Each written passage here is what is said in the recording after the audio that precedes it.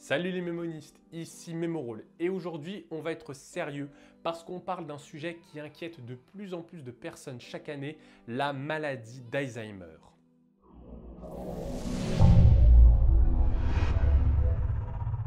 Alzheimer est une maladie neurodégénérative qui affecte principalement la mémoire, puis les capacités motrices et le comportement. Elle est responsable d'environ 60% des cas de démence et chaque année, on recense plus de 200 000 nouveaux cas. Alzheimer est dû à une accumulation de protéines dans l'hippocampe, siège principal de la mémoire, qui entraîne une création de plaques séniles qui amène à la mort neuronale.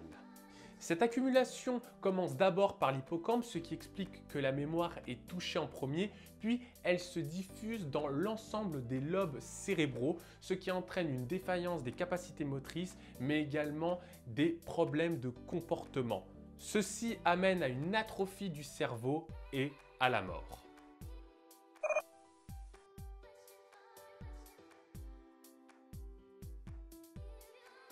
Il existe de nombreux symptômes de la maladie d'Alzheimer, mais le plus connu, ce sont les pertes de mémoire. Mais comment se traduisent-elles? Eh bien, ça peut être l'obligation de répéter plusieurs fois une information à une personne avant que celle-ci ne puisse la mémoriser. Mais ça peut être également l'oubli d'informations vu la veille. Ça peut même aller à un oubli des visages et des proches. Mais attention, le fait d'oublier un visage ou d'oublier ses clés ou d'oublier toute information que l'on a vue pourtant il y a peu de temps, ça ne signifie pas que vous avez forcément Alzheimer.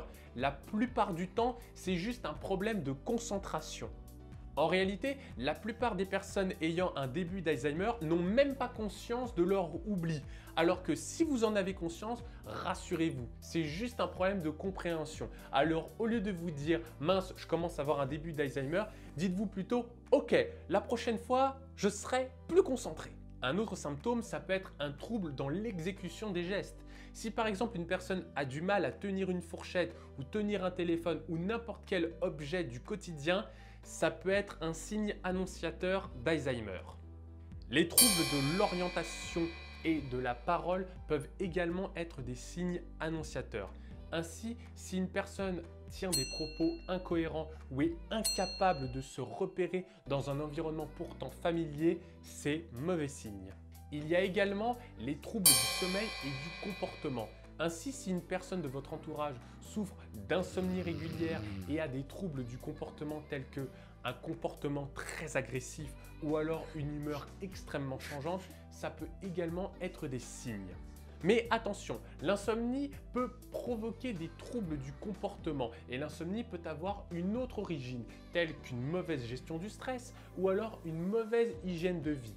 Dans ce cas-là, si on parvient à identifier cette cause, on peut guérir l'insomnie et ainsi guérir les troubles du comportement. Donc il ne faut pas voir tous ces symptômes comme forcément l'apparition d'Alzheimer.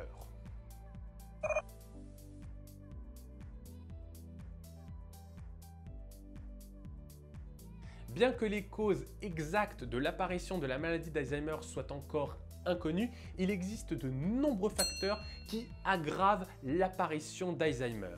Le plus connu d'entre tous, c'est malheureusement le vieillissement.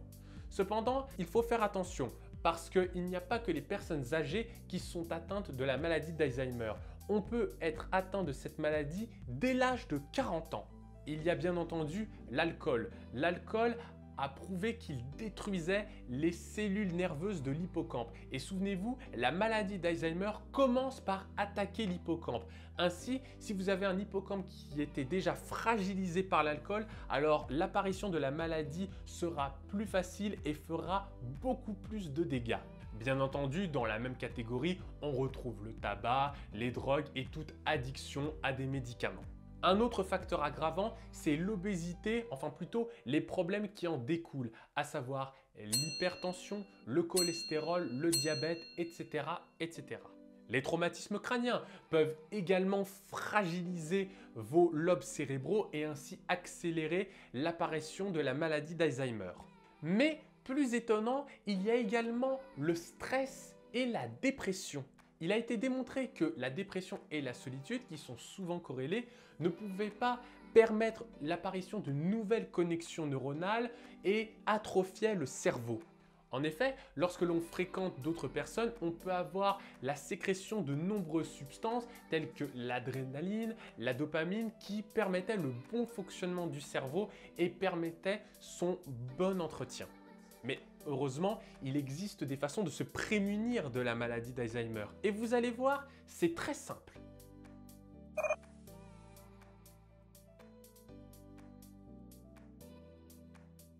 Alors évidemment, il y a l'inverse de tous les comportements négatifs que je viens de vous citer. Donc, ne pas boire trop d'alcool, ne pas consommer de drogue, pas trop de médicaments, essayer d'avoir une alimentation saine, enfin bref, essayer d'avoir une vie équilibrée.